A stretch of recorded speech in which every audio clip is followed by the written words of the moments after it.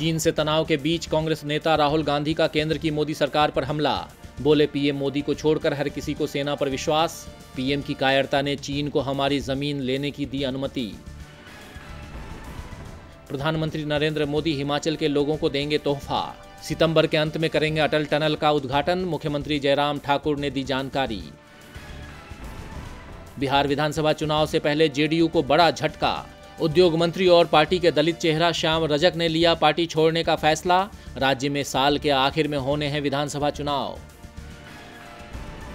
मध्य प्रदेश में विधानसभा उपचुनाव को लेकर हलचल तेज।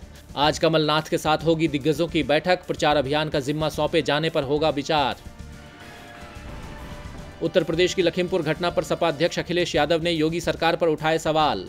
बोले बीजेपी राज में बच्चियों का उत्पीड़न बढ़ा।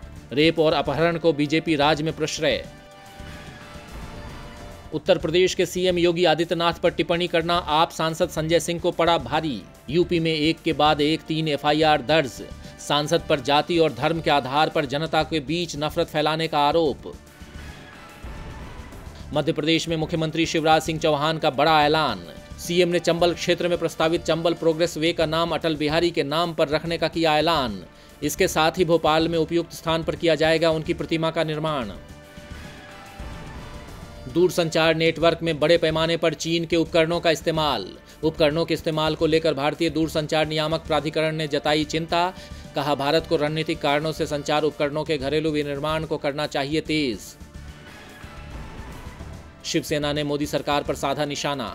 कहा भाभी जी पापड़ का हो गया राजभाष। कोरोना के चलते देश भर में तेजी से बढ़ रही है बेरोजगारी। बॉर्डर पर धोखा कर सकते हैं चीन और पाकिस्तान। पंजाब के मुख्यमंत्री ने सतर्क करते हुए कहा पाकिस्तान और चीन के खतरे से सावधान रहने की जरूरत। छत्तीसगढ़ के सीएम भूपेश बघेल ने छत्तीसगढ़ी भाषा को 8वीं अनुसूची में शामिल करने की उठाई मांग। पीएम मोदी को पत्र लिखकर बताया इतिहास। कहा 3 करोड़ जनता की भावना के अनुरूप लें फैसला। देश में नहीं थम रही कोरोना की रफ्तार। अब तक 25 लाख के पार हुई कोरोना संक्रमितों की संख्या।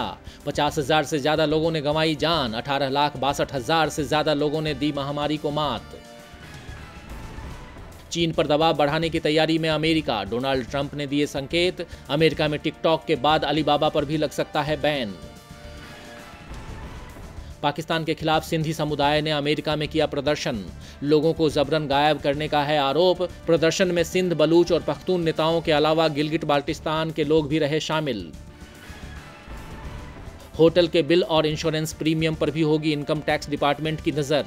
टैक्स चोरी का हर रास्ता बंद करना चाहती है सरकार। टैक्स देने वालों की संख्या बढ़ाने के लिए भी हर इंतजाम करने में जुटी है सरकार।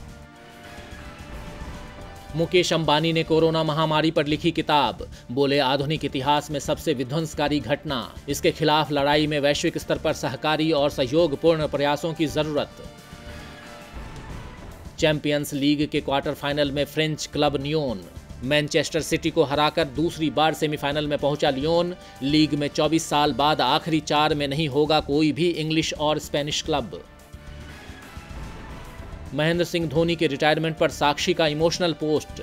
लिखा मुझे यकीन है कि अपने पैशन को अलविदा कहते वक्त आपने अपने आंसुओं को रोका होगा।